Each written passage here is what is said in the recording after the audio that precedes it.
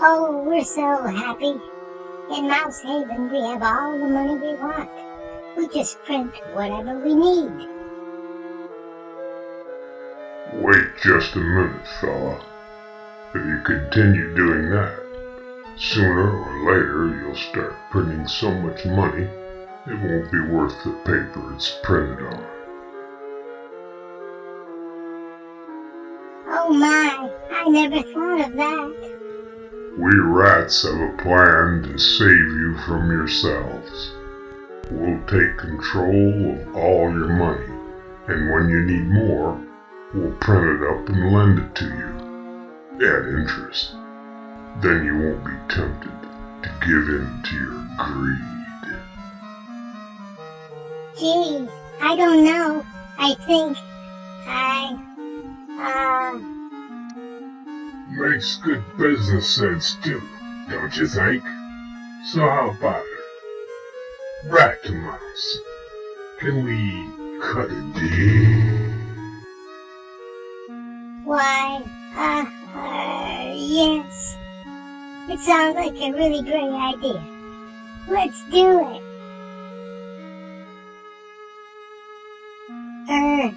Mr. Rat, we need to borrow more money to pay the interest on the money you loaned us.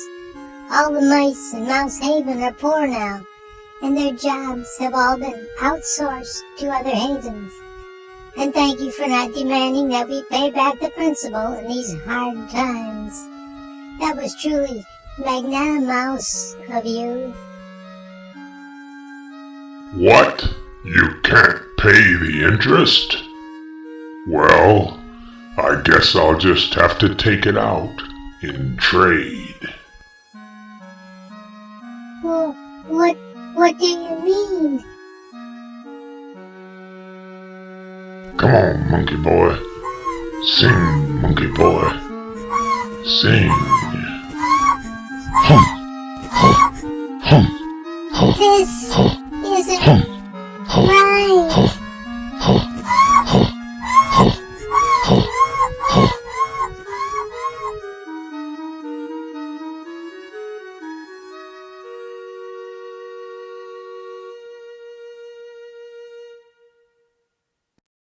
In this video, I want to examine the banking system because it is alleged to be the font of all our present troubles. And it is. The explanations I've seen thus far have proven to be not fully accurate. The best so far are the Money Masters and Money is Debt videos. Unfortunately, they place too much emphasis on fractional reserve banking, which in truth has no net effect on inflation, although I'll grant that it appears at first blush to be a grievous offense against reason. To get at the real culprit, we need to develop an idealized banking model, first for a closed system, and then for an open system. A closed system is one in which there is only one country involved, so let's just erase all the other countries from the earth and pretend that they never existed. What I intend to do here is create a perfect banking system for a hypothetical rational civilization with one country. Then we'll look at a banking model in a rational civilization with multiple countries, an open system. After that, it will be easy to see exactly where the present system is being attacked and, more importantly, what to do about it. But first, a digression. The existence of money is a logical response to the division of labor, which is what allowed civilization to develop in the first place. If everyone makes everything he needs for himself, no money is needed. But when agriculture developed, enabling man to stay in one place for extended periods, individuals found it expedient to perfect specific tasks rather than to be the jack of all trades and master of none. There were artisans and craftsmen for all the things needed, bricks, shoes, clothing, food, etc., and prostitutes, that is, professions developed. Now, if you made 100 pairs of shoes of varying sizes, you'd want to trade them for other things you'd need. So you cart your 100 pairs of shoes all over Timbuktu, trading for what's-its. This is inconvenient. What's needed is a medium of exchange, money, to facilitate trade. With money, you can just set up a shoe store, wait for people to come to you, and they pay you in money. Then you go out and shop with that money for what you need, without carrying around extra pairs of shoes, trying to get somebody to trade a pair of shoes for a loaf of bread and some fish for dinner. Everybody needs something, and money buys anything. Everyone accepts money in exchange for goods and services. Very tidy.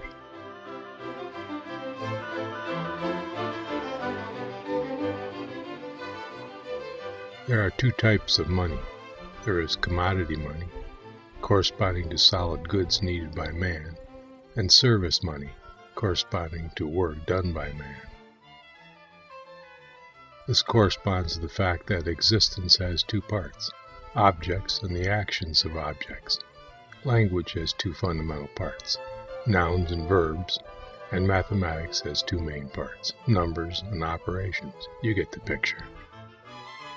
Commodity money is gold or silver or seashells or precious stones and the like.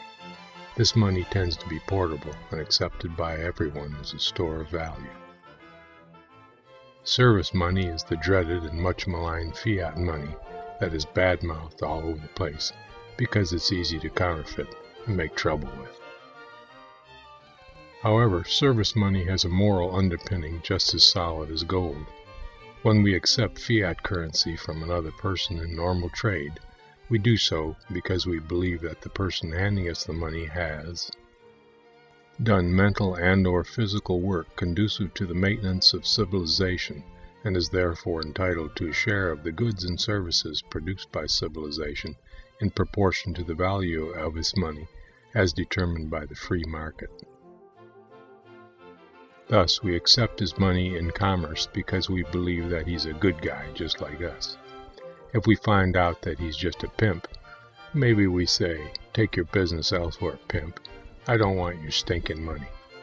So fiat money gets a bad rap only because it's been abused so much, mainly by governments expanding the number of service notes, resulting in inflation.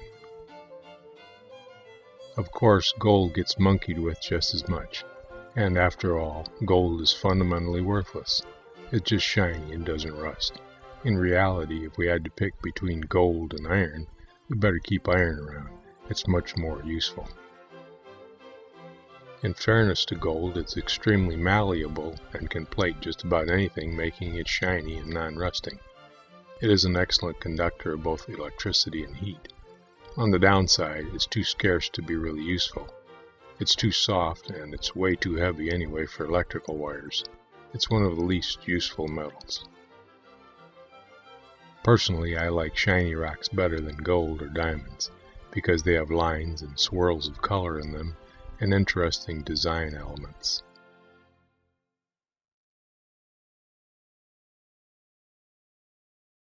In our perfect banking model for a closed system, we'll be using exclusively service notes as money. Also, we'll have fractional reserve banking, and the reserve requirement will be 0. The bank will just put a number on a computer in your bank account when you get a loan, just like they do now, and there won't be any inflation, nor will there be any deflation. How can this be? Every video on the internet about banking decries the fractional reserve system because it causes inflation. Obviously, yet I say it doesn't. We'll get to the proof shortly and find out the awful truth about inflation that no one else talks about, as far as I know.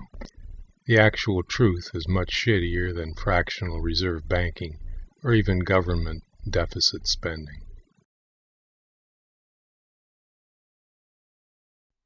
First, though, there is an essential element in perfect banking. It's a community thing. There's only one bank and nobody owns it. It's owned by everyone. This is as necessary as having the water system owned communally. It's all about the flow of commerce in general. It's a communal system.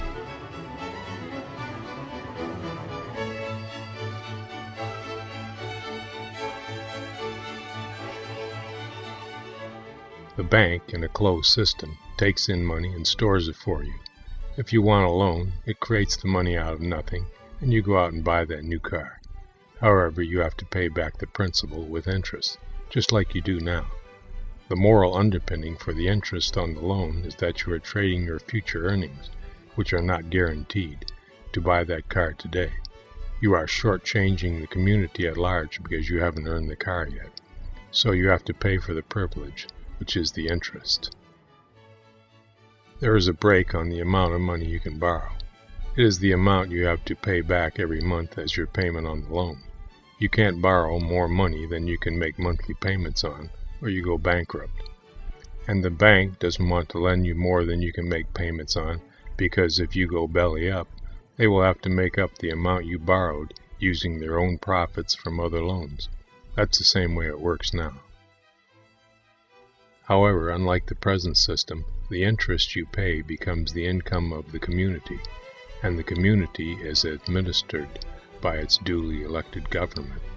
This civilization has no direct income tax. It has instead all of the income of the present private banking system as its revenue, which is spent back into the community by the government. So there is no gradual transfer of wealth to the owners of the bank as in private banking. No one owns the bank, because everyone owns it. There may be other taxes of the indirect kind, tariffs, etc., but nothing unconstitutional. The reason that people object to the direct income tax is because it is a law of compulsion, as opposed to a law of prohibition. A law of compulsion is just slavery. You end up in jail if you just mind your own business. That is, never performing any immoral act whatsoever.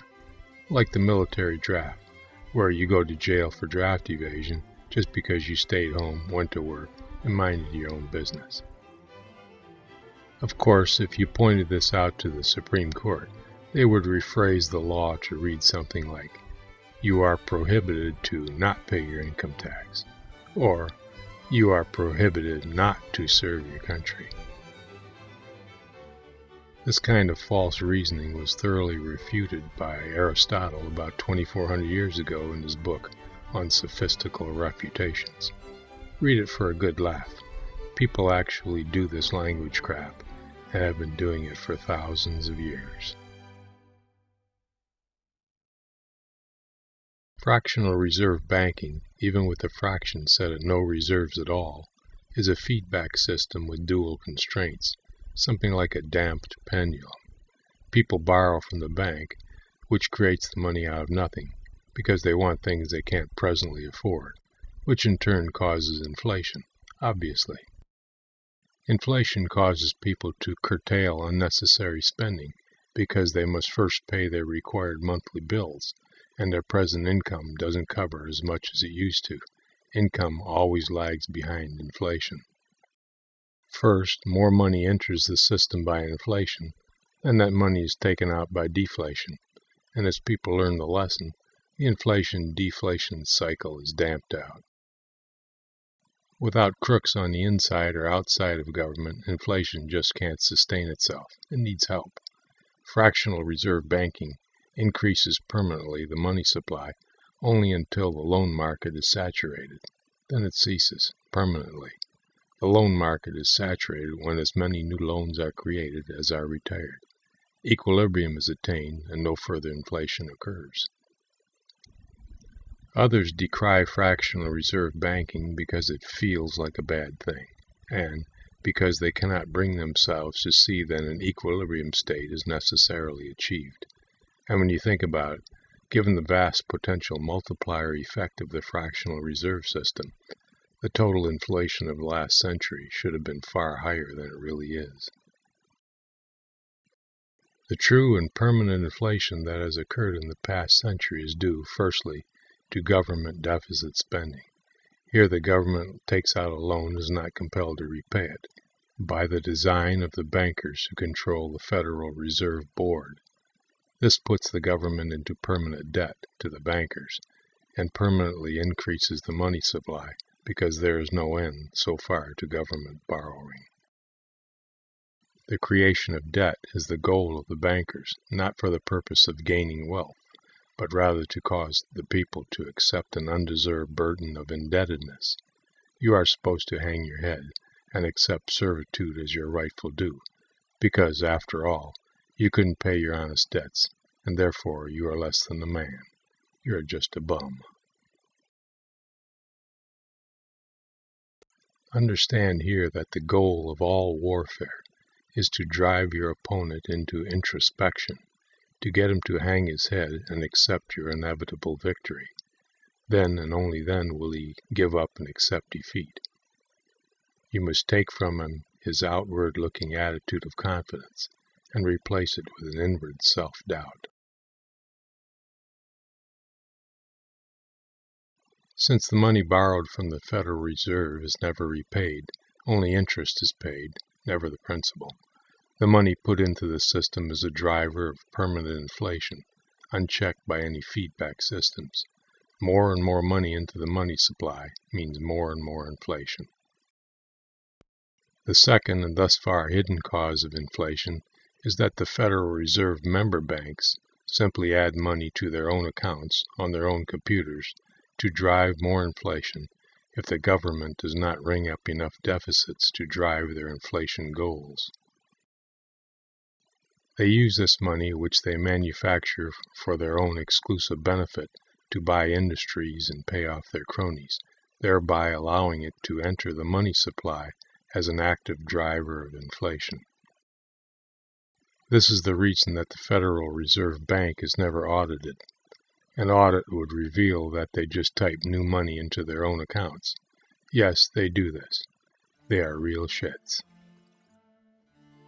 People who would underwrite the destruction of the World Trade Center and the murder of 3,000 of their own people would not hesitate to type an extra 100 billion or so into their own accounts on a regular basis. They have an agenda, a heading. They set their yearly goals for Earth's total enslavement. They are evil, and they can type. So they do.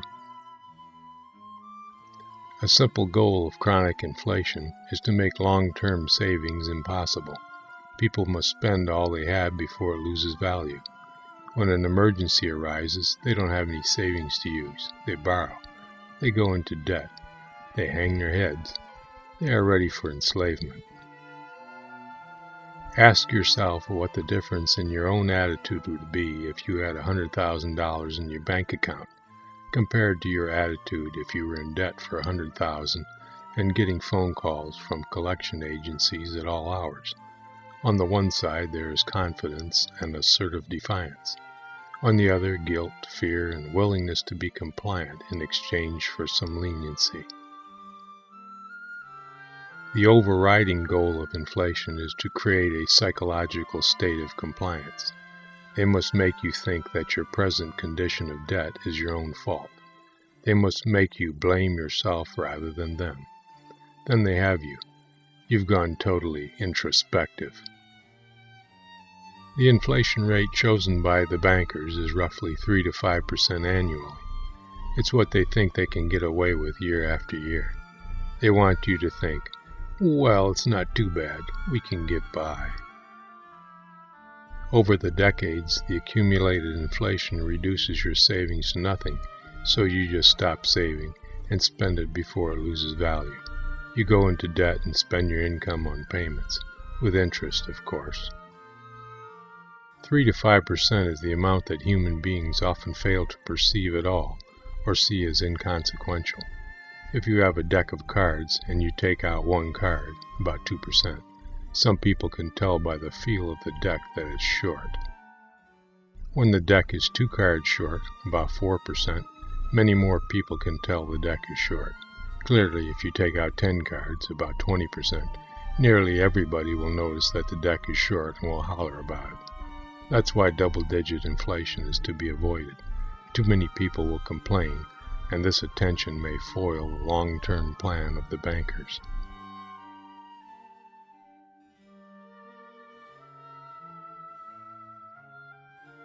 The bankers' cabal is sucking the blood out of civilization, and we are tolerating it because it seems insignificant at the present rate.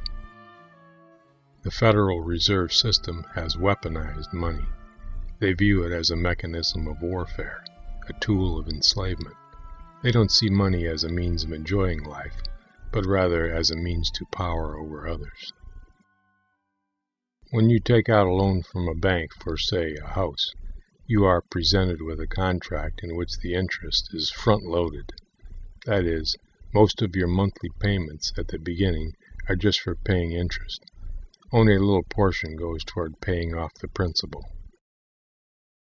The moral justification for front-loading interest is an artifact of 100% reserve banking requirements.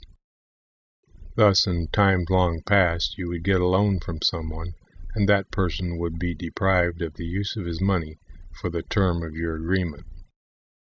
The loaner risked the loss of his money if you failed to repay, and had lost the use of his money during the loan term, while the borrower only lost the interest he would pay while gaining the use of the money for the loan term.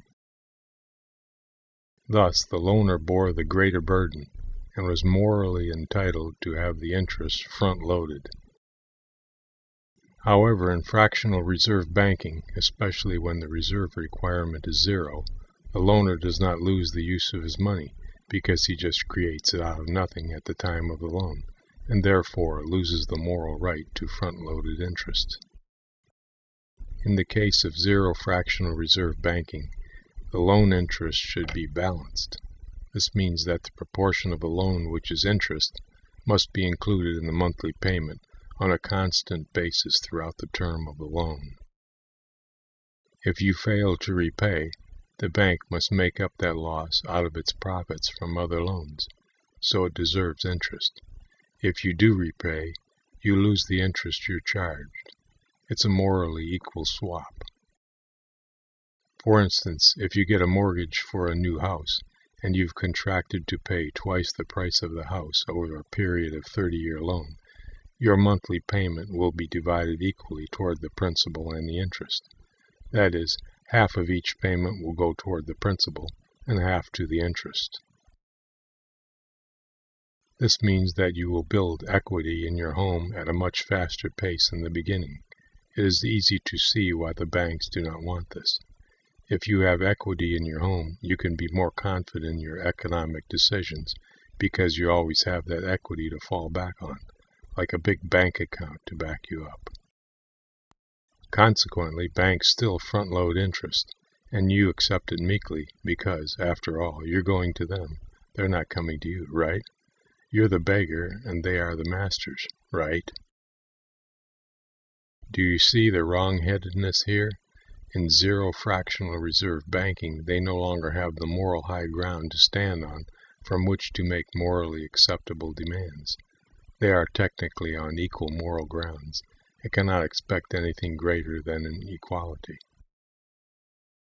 In this system, you wouldn't get any interest on your savings deposits because you never lose the use of your money, unless the bank invests your money in the stock market and you agree to it, and they make contract with you to pay interest.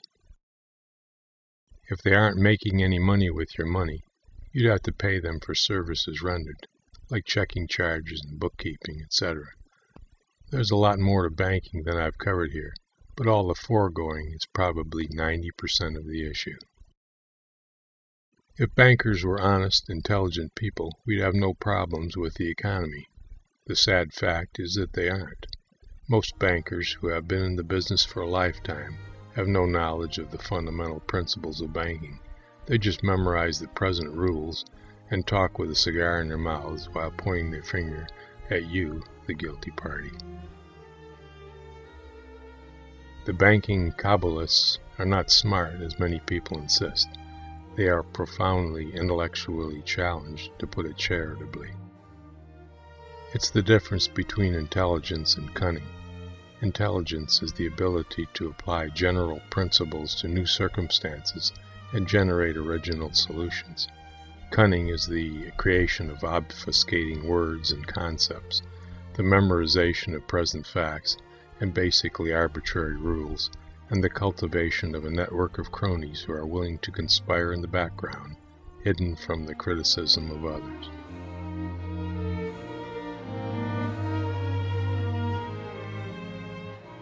It is always a profound intellectual mistake to apply characteristics to one's enemies that they do not possess, or even characteristics that they might possess. One should consider one's opponent as fundamentally powerless until given concrete evidence of power. That is, one must make one's opponents prove out their superiority rather than giving it to them freely.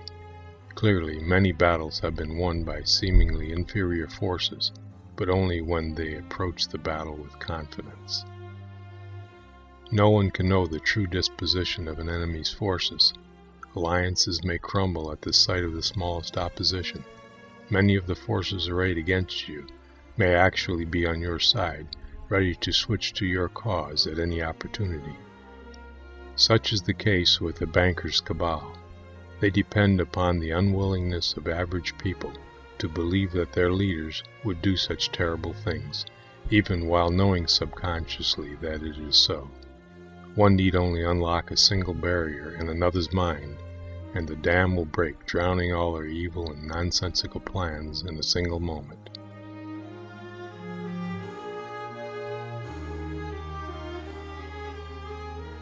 Fiat currency, or as I call it, service money, is an elastic thing capable of bending to the needs of the community it serves.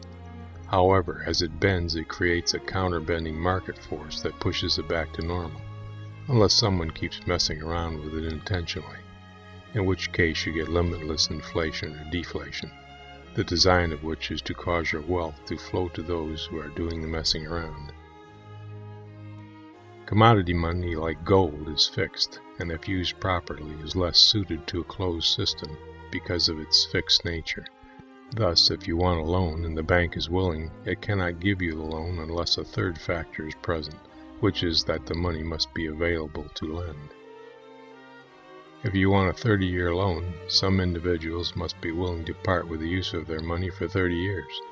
However, no one is willing to part with their money for that long, as it is a significant fraction of a human lifespan. People might conceivably be willing to part with the use of their money for 5 years, if the interest is high enough. So, with 100% reserve banking, which is required in a rational commodity money system, there is a severe constraint on the ability of the bank to make loans, and hence a severe constraint on the economy in general. It slows down everything.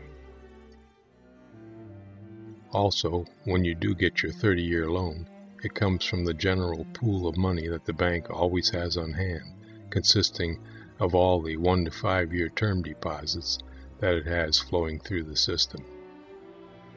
Because it has no 30-year term deposits, your loan is not guaranteed.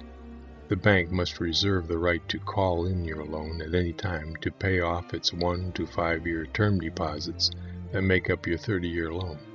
You could lose your home because of some severe unforeseen economic downturn, like a huge spring flood or tsunami or series of business failures due to terrorism.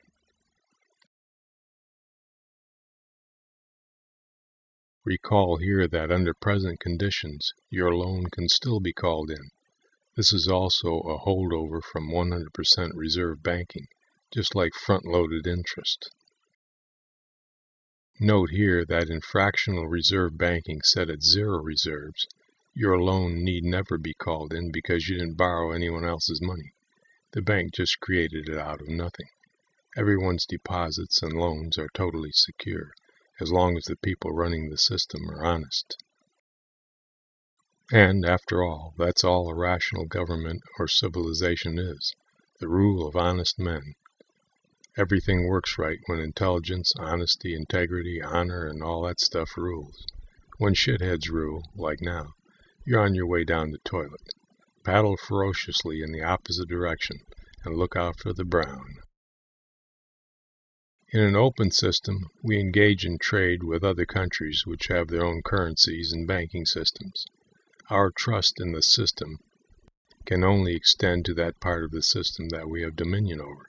That is, we can only trust what is in our own hands.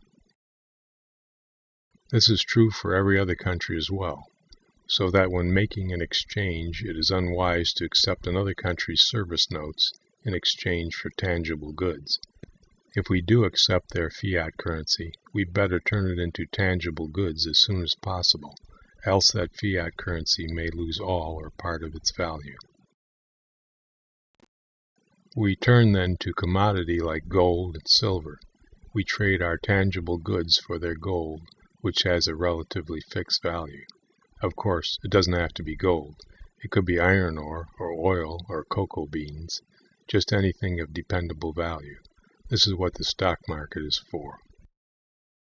Everything traded on the stock market is represented by a paper that is mutually agreed on to have value because it can be redeemed in tangible goods. This agreement can and does fail when tangible goods are misrepresented in quantity and kind. Redeemable in gold certificates have been counterfeited and misrepresented just as much as fiat currency. If the people issuing them are shits, they end up being worthless. If they are decent people, they are good as gold.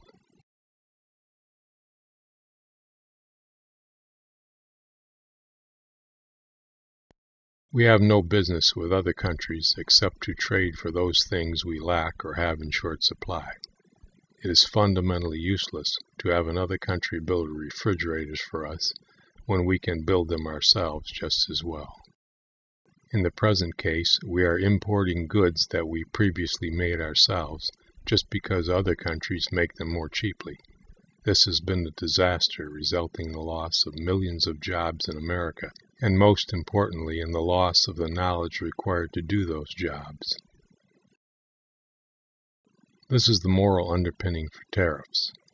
Tariffs are fees charged by a government that allow foreign countries to sell their products in the home country at a price comparable to its domestically produced goods. Without tariffs, low-priced foreign goods drive domestic production out of business. One might then ask, if foreign countries can't sell their products in America, what's to become of their companies? Obviously, they can sell their refrigerators to their own people, as we do to ours. The only excuse for foreign trade is to acquire goods or services that are not available here or are in short supply. Then and only then can foreign trade occur. It must never be done for profit from lowered cost. This is inevitably ruinous to domestic production. We have a tremendous trade deficit with foreign countries. Because there are no tariffs to speak of, they sell their products here at very low prices, principally at discount stores across the country. What has happened is that our own economy has been so weakened that we can no longer afford to buy American. The introduction of cheap foreign goods that should never have been sold here and the export of higher-paying jobs to foreign economies has resulted in a country of people who can only afford those cheaper foreign products.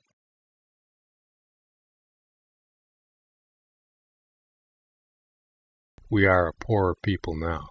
The middle class has been fundamentally destroyed through the transfer of their jobs to other countries where they are done more cheaply. The profit went to the owners of the companies that transferred the jobs there. We now owe them a great deal of money for the goods sent to us.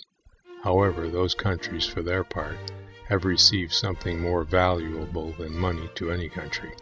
Their people have received and are receiving an education in science and industry that can now, or will in the future, enable them to sustain an advanced civilization of their own.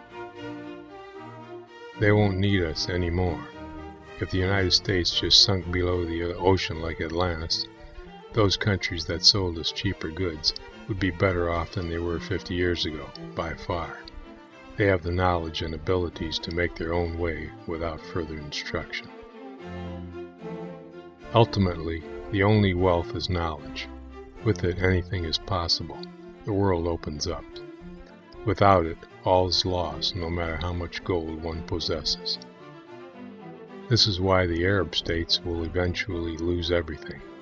They gave away all their oil in exchange for gold and paper dollars, and all they have to show for it are fancy buildings, lots of temporary servants, and hundreds of thousands of citizens well schooled in the vagaries of Islamic studies. But all the knowledge of the Koran conceivable will not build a single desalinization plant. They are going back to the sand from which they came, having squandered their birthright on useless baubles.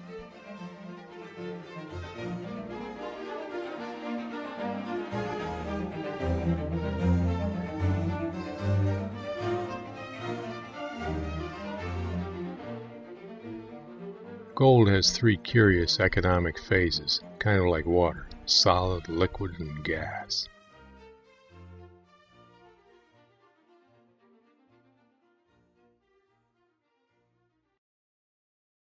As an economic solid, gold has value only when it is used in the bauble industry or in the electronics industry, when it is filling the function of a wedding ring or protecting a satellite from solar radiation. You can hold and keep gold in this phase. In the economic liquid phase, it has potential value when it is fulfilling the function of money. When it has been coined and is in circulation, it has the potential to be turned into a wedding ring or a satellite component. However, when you get it, it tends to slip through your fingers. You end up spending it instead of using it for a solid purpose. In its gaseous phase, it has no value to anyone. It's the same thing as vaporware in the software industry. This occurs when it is placed in a big pile, all in one place, under the control of one person or one special group of people. When you have this great big pile of gold, people think you are politically powerful because you could buy people and things with all that gold. But they actually can't pay with gold, because if they do, the pile will get smaller and they will be perceived to have weakened politically.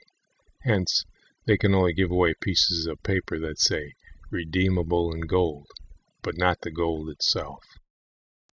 When the Federal Reserve stole all the gold in Fort Knox, they did so on the assumption that it could be used to back a new script they would issue. They think it will be accepted because it will be backed by gold, but it won't be. They will never trade their script for actual gold, because the pile would diminish as would their political fortunes.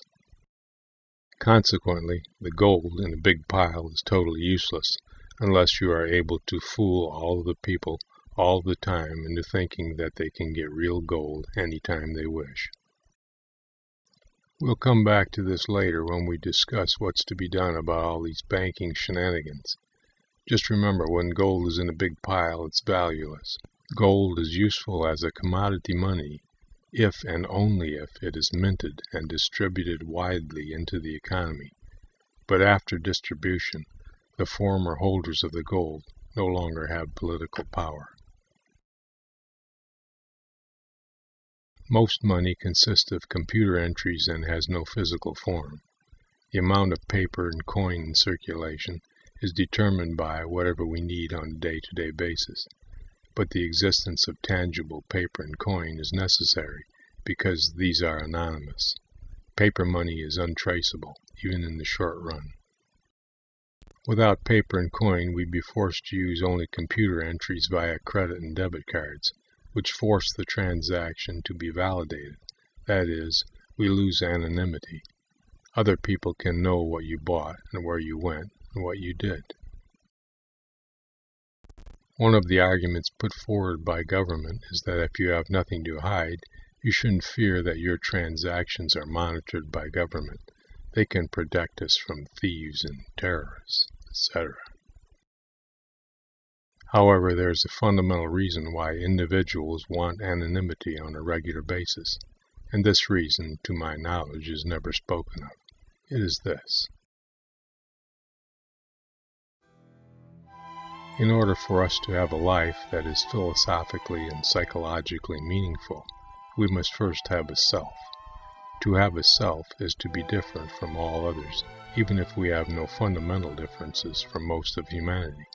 We must have, as an absolute, differences defining uniqueness. Here is an example. If everything you did or said was available to the public, even if no one actually looked at it, you would be effectively stripped of yourself. If you knew that this was the case, you would feel completely worthless until such time as you did something that no one knew about, which would then constitute your new self.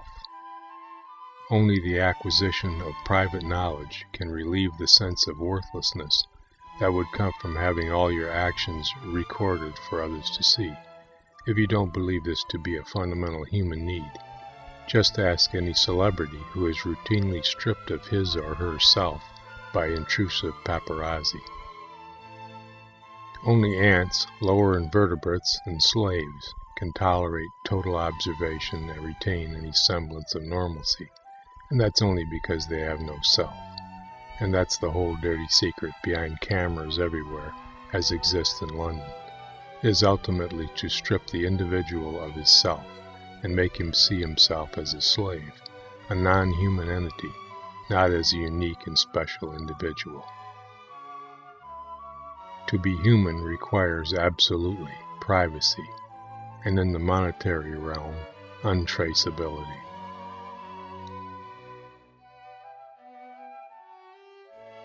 The economy is a mess, but it shouldn't be. It's being messed with intentionally so as to create a totalitarian state. Think about it for a minute. After 2 centuries of progress in farming, manufacture, business, transportation, housing, medicine, science, and engineering, we are led to believe, seriously, that maybe we can't provide for citizens in their old age, or have decent medical care for everyone, or a respectable education and a useful job. I guess we're just getting more and more stupid every day. The fact is that only a small percentage of the population is already carrying the rest with their labors. Probably 90% of the workforce is doing useless pencil pushing or bean counting or what I call false labor, which consists of jobs made up to employ people in the doing of nothing useful. We don't have any really big problems, just this one, the bankers' cabal, that is trying to take control of everything and turn the world into a totalitarian loony bin. We can now name what has gone wrong in the country due to the present banking system and formulate a plan to fix it. Wealth is flowing to private hands instead of back into the community. The antidote here is to kill the private banking industry and create one communal bank. Government borrowing from private banks creates a permanent debt, and interest paid to them just makes it worse. After killing the private banking system, we can stop borrowing private fiat currency and print interest-free U.S. government notes. Then we can kill the income tax on individuals, which went to pay the interest, and use the profits formerly of private banking to fund government. Private banks have been adding money to their own accounts to use as a weapon against us. Once the Federal Reserve System is dead, we can run a full audit and put the fucks in jail. Our indebtedness to other countries is a problem. It involves ownership of properties as well as money. Some have advocated restoring 100% reserve banking and creating United States Treasury notes to pay off the national debt simultaneously so that the resulting inflation and deflation offset to maintain a stable economy during the transition. This will work. However, we are then saddled with the less than desirable full reserve banking system, which is inappropriate for a domestic economy. I prefer the zero reserve system that we have now, but without the sinister plotters at the helm. To fully correct the economy, we must enact reasonable tariffs to rebuild American business and recreate lost jobs. We should cancel all the debt presently built up in the form of government securities, and honor only those debts owed to other countries sufficiently so as to avoid economic collapses in those countries.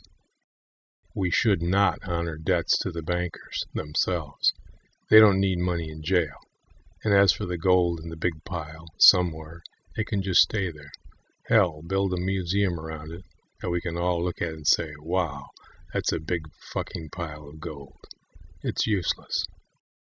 The bankers can't issue any currency on it because we all know they are crooks, and their notes wouldn't be worth the paper they were printed on. And if they sell the gold on the open market, that's admitting total defeat. And if they dump it too fast, it will drive down the price and they'll be giving it away for $1 an ounce. and they'd be lucky to get that.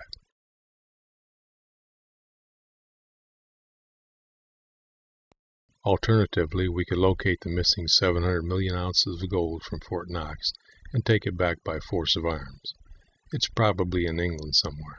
It must not be taken back by diplomatic means. I would like to stress that here. Trying to retrieve the gold politely lends credence to the banker's schemes. Taking it by force tells the British Army and British people that their government is nothing more than a thief. This is the truth, and the truth must not be allowed diplomatic denial. Once the gold has been recovered, it must be minted out right away and given without further qualification to the American people, and some should be given to those countries to whom we have contracted large debts during our distress. I'd sandwich a gold layer between two outer layers of a baser metal like copper or nickel or even silver. Then you could see a gold line on the side of the coins as proof of gold content. Most people will save their gold coin and use the fiat currency as long as they feel they can trust it. Minted and distributed gold is an effective check on illegitimate increases in the money supply, because people can resort to using their gold if they lose confidence in the fiat money, or as I call it, service notes. If most people have gold coins in a sock at home, buried in the backyard, it's unlikely that a future government would increase the money supply drastically until, and unless, they first confiscate the gold. Such a confiscation as occurred in 1933 is a proof of criminal intent. Any scheme to create a gold pile is a criminal scheme.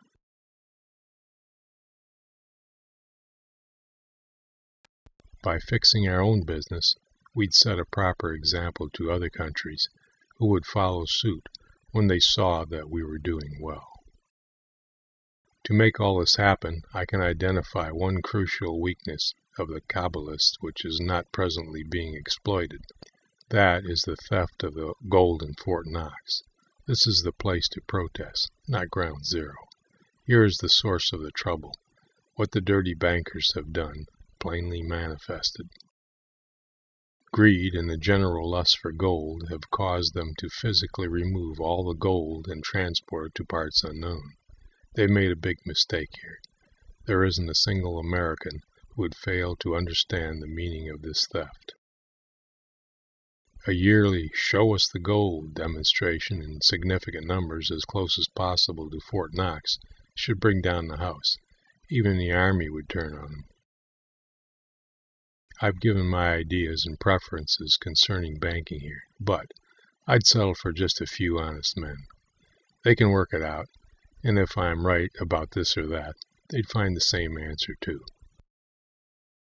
We've got to get rid of private banking permanently and replace it with a communal bank whose profits are channeled back into the community while replacing taxation. Private banking is the most extreme liability presently carried by the Earth's civilization.